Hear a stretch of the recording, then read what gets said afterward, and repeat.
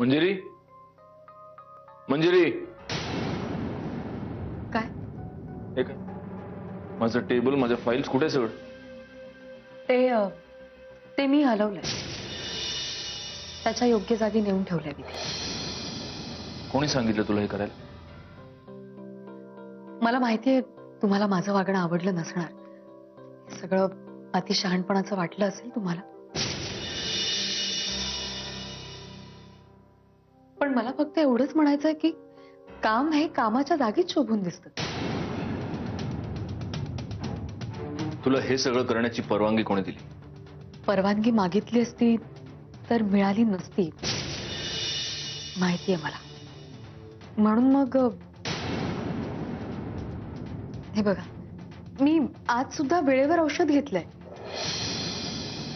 आणि काल मी तुम्हाला प्रॉमिस केलं होतं ना, इथून पुढे मी माझी औषधं वेळेवर घेईन. माझ्या जेवणाच्या वेळा, माझी पथ्य, व्यायाम, चेकअप्सच्या तारखा, चेकअप्सच्या वेळा सगळं सगळं व्यवस्थित मॅनेज करीन मी. तुम्ही अजिबात काळजी नका करू प्लीज.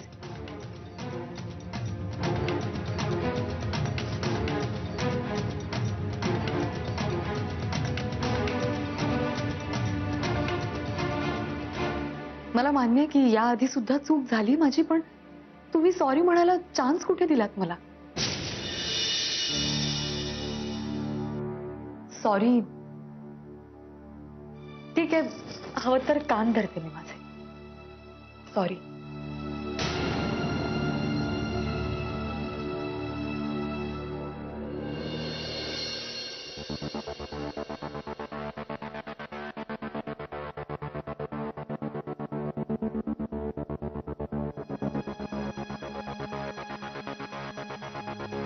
विदारक, अतिशय विदारक. फार दुःख सहन केलं तुम्ही, फार.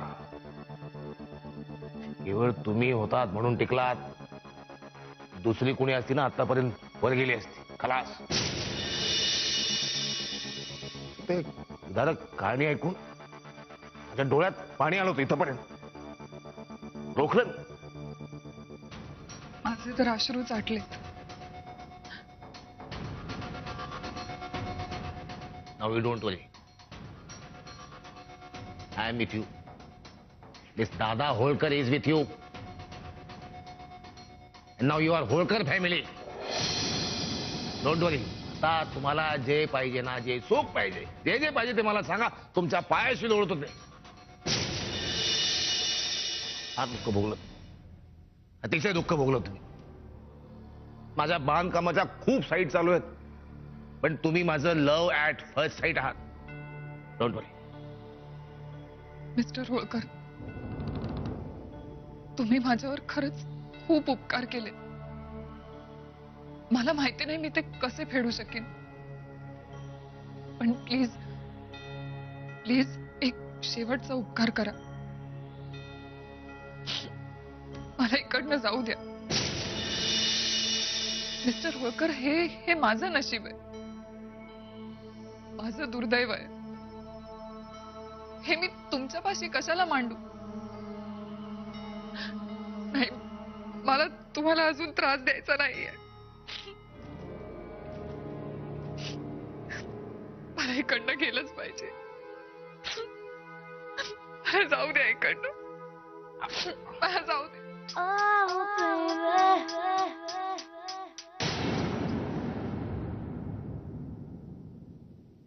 अभी ना जाओ छोड़कर कि दिल अभी भरा नहीं.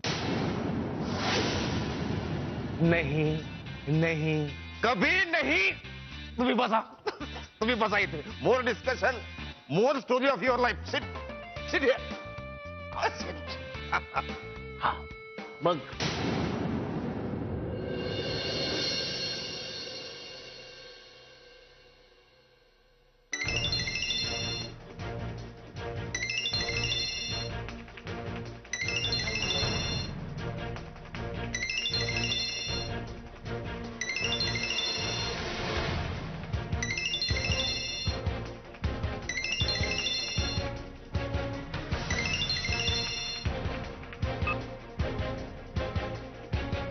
हॅलो.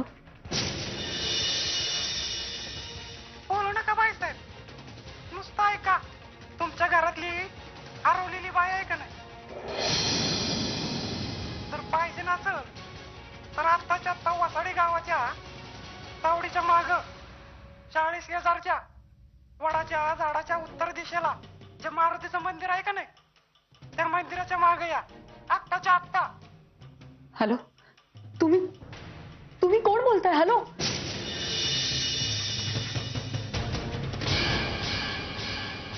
काय? कोण?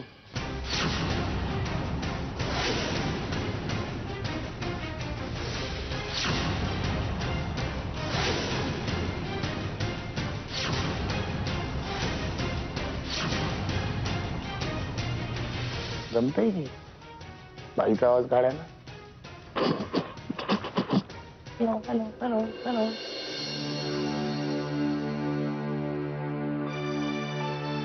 मंजुषा ताई, कशा आहात तुम्ही आता? काल खूप मारलं ना दादांनी. तुम्ही औषध वगैरे काही घेतलं का? मागवायला सांगू?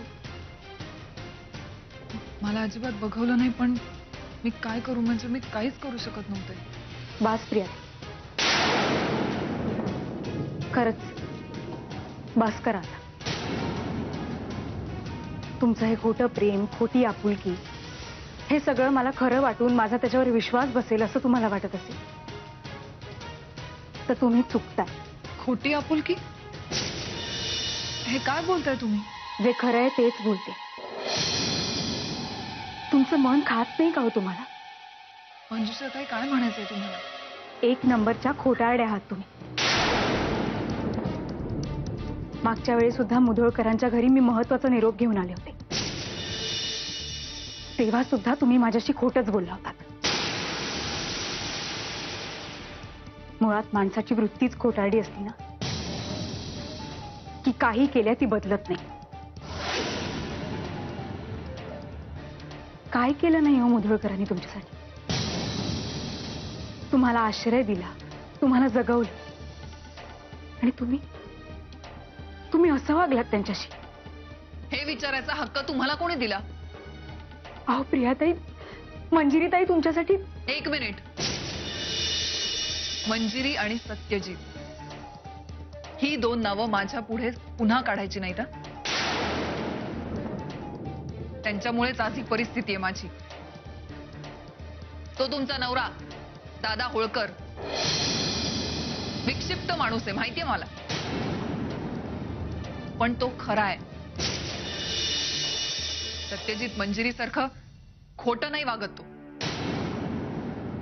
जगाला दाखवायला एक आणि मनात दुसरं असं नसतं त्याचं.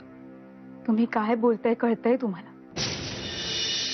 अजून तुम्ही नीट ओळखलं नाहीयेत दादा होळकरला. आणि तुम्ही किती ओळखता सत्यजित आणि मंजिरीला? 4 दिवस त्यांच्या बरोबर राहिलं म्हणजे सगळं कळलं तुम्हाला असं वाटतंय तुम्हाला? प्रेम कळायला 4 दिवस काय, 4 क्षण खूप असतात. बास झालं आता. ही फालतू बडबड मला नाही ऐकायची. त्या सत्यजित आणि मंजिरीचं कौतुक तुमच्याकडेच ठेवा. बाकी काही बोलायचं असेल तर बोला, नाहीतर दरवाजा तिकडे.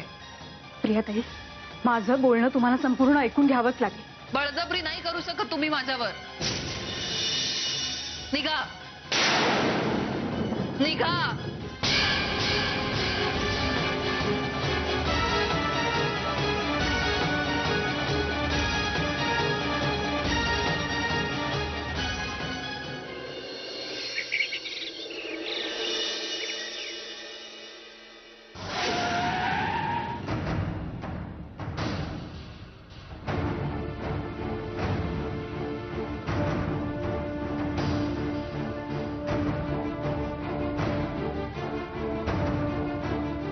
दादा, मी थोडा वेळ पडतो. भाऊजी काय झालं? प्रिया कुठे आहे? रात्रभर त्या वसाडी गावातला कोपरा आणि कोपरा शोधला. बरं एवढंच नाही तर आजूबाजूची गावं सुद्धा पालथी घातली, पण काहीच उपयोग नाही. पण मग त्या बाईने असं फोन करून का सांगितलं की वहिनी, मला वाटतं त्या बाईने थट्टा केली असेल आपली. नाही, असं असं थट्टा करून कुणाला काय फायदा होणार आहे? कोणाला काय फायदा होणार काय माहिती, पण तो फोन मात्र आपली झोप उडवण्यासाठी नक्कीच केला होता. रात्री अपरात्री कोणीही फोन करावं आणि आपणही उगाच. गौरांग, आता जोपर्यंत प्रिया आपल्याला सापडत नाही तोपर्यंत हा असा त्रास सहन करत राहावाच लागणार. अरे पण दादा, किती दिवस? सांगितलं ना, प्रिया सापडत नाही तोपर्यंत. एखाद्या माणसाचा मृत्यूच झाला तर त्याच्या घरचे सुटतात. तो माणूस कितीही जवळचा असला तरी काही दिवसांनी का होईना मनाची समजूत घालता येते, कारण तो माणूस कधीच परत येणार नसतो. पण जेव्हा एखादा माणूस बेपत्ता होतो तेव्हा घरच्यांना हा त्रास सहन करत राहावाच लागतो, कारण येणाऱ्या प्रत्येक दिवसाबरोबर एक नवीन आशा जन्म घेते. आणि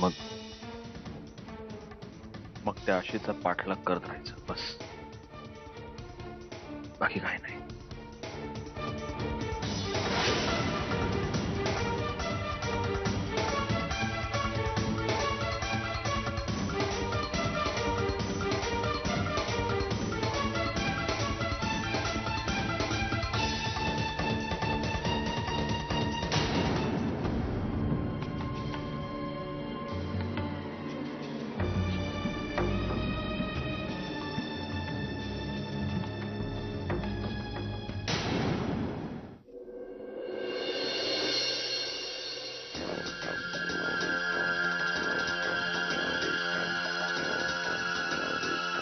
दादा येत आहेत.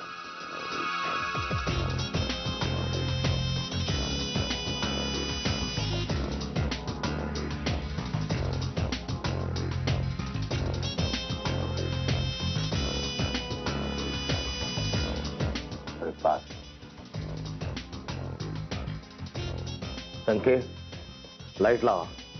ठीक आहे. देवले बाई, काय हे सौंदर्य?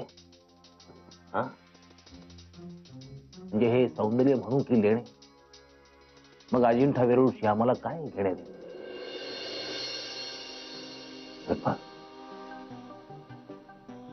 Breakfast for you. हे सगळं तुम्ही कशासाठी करताय दादा? मिस्टर होळकर, का करतो आम्ही हे सगळं? आम्ही हे का करतो? There you are. हे इतकं सगळं तुम्ही का करताय?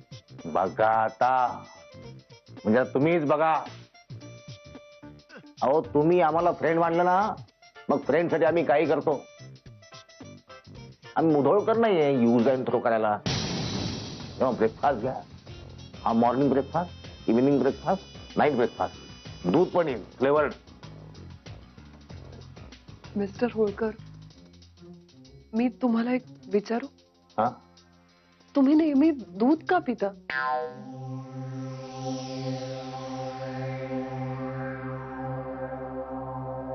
Very emotional question ask. Very important question ask. My mummy, Dada Holkar, आई मला म्हणायचे की दादा, तू रोज दूध पीत जा, म्हणजे तू गोरा होशील. आईवर विश्वास ठेवला, तसं काहीच घडलं नाही. परिणाम तुमच्या समोर. सख्या आईनं माझा विश्वासघात केला. तेव्हापासून संपूर्ण स्त्री जातीवरचा माझा विश्वास उडाला. तेव्हा मी दूध पितो, सकाळी दूध, संध्याकाळी दूध, केव्हा तरी गोरा होईल म्हणून. आमच्याकडची म्हैस फक्त माझ्यासाठी दूध देते. मंगल हो या बुध, आम्ही पितो दूध. घ्या. हे मी घेते थोड्या वेळाने. घ्या.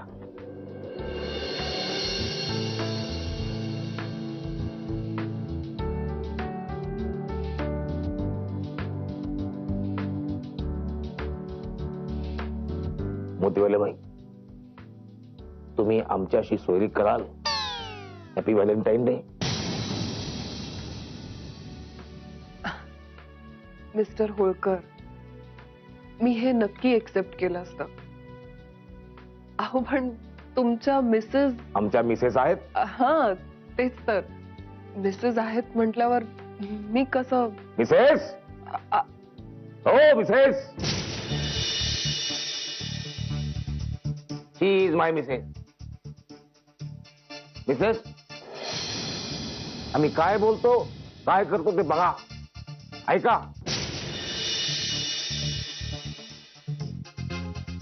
मोतीवाले बाई, तुम्ही आमच्याशी सोयरी कराल? Happy Valentine day.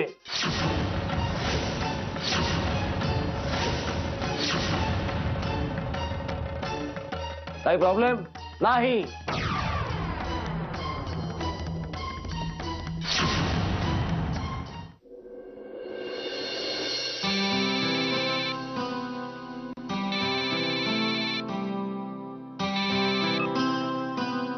Good morning बाबा, कसे आहात?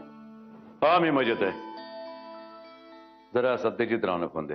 बाबा हो त्यांना फोन दे ना, जरा महत्वाचं बोलायचं त्यांच्याशी. ते अंघोळीला गेलेत. काही महत्वाचा निरोप असेल तर सांगा ना, मी सांगते त्यांना. नाही नको, मी नंतर फोन करतो. बाबा बाबा काय झालंय? हा नाही, मी ते त्यांच्याशीच बोलेन. एक मिनिट, ते आलेच आहेत. तुम्ही त्यांच्याशीच बोला बाबा. हा बाबा. मी तुम्हाला मुलासारखं मानलं सत्यजितराव, त्यात काही कमी पडलं का?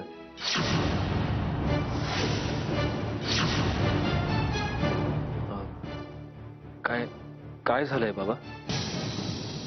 नाही म्हणजे माझ्याकडून काही चूक झाली का? खरं तरी बोलताना मला खूप त्रास होतोय, खरंच खूप त्रास होतोय. पण माझ्या वेळ तुम्हीच आणली. सत्यजितराव, तुमच्या इकडे एवढं काय काय काय काय घडतंय आणि साधं तुम्ही आम्हाला कळवलं सुद्धा नाही. एका क्षणामध्ये तुम्ही आम्हाला फरक करून टाकलं. ते मला अजिबात पटलेलं नाहीये. सॉरी बाबा, म्हणजे इथे एवढी धावपळ आहे की मी एक काम करतो. मी हवं तर उद्याच पुण्याला येतो आणि तुमच्याशी बोलतो. नाही, त्याची काही आवश्यकता नाहीये. मीच तिकडे कोल्हापूरला येतोय कामासाठी. तिकडेच भेटूया आपण. मी घरीच येतो. ठीक. ड्रायव्हर, काय झालं?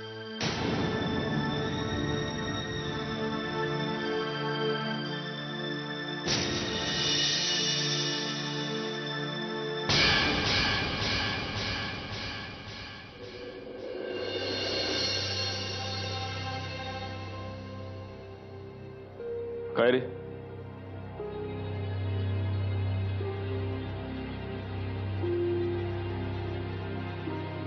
काय झालं विरंग? तू टेन्शन मध्ये दिसतोयस. ऍडव्होकेट निकम त्यांचा फोन आला होता. त्यांना केसच्या संदर्भात पुन्हा एकदा मंजुषा वहिनींना भेटायचं आहे. काय सांगणार? काय सांगणार? आता आपण फक्त जाऊन त्यांची माफी मागायची, बाकी काय. बरं, बाबांचा आत्ता फोन आला होता. ते पुण्याहून इथे येत आहेत. चिडलेत माझ्यावर. इथला सगळा प्रकार समजलाय त्यांना. कसं शक्य आहे? माहित नाही. डेफिनेटली हे काम मधुराचंच असणार. मी मला कळत नाही, नसते उपद्व्याप करायची काय गरज आहे तुला? आधीच आपल्या डोक्यावर काय टेन्शन कमी आहे? नाही, मला आज ते मधुराशी परत जाऊन बोलावंच लागणार आहे. हे बघ, तू उगीच आता तिला. सत्यजित, काय होणार आहे माहितीये का आता? बाबा इथे आल्यावर तुला आरोपीच्या पिंजऱ्यात उभं करून प्रश्न विचारणार, तेव्हा तू त्यांना एक्सप्लेन करून काय सांगणार आहेस?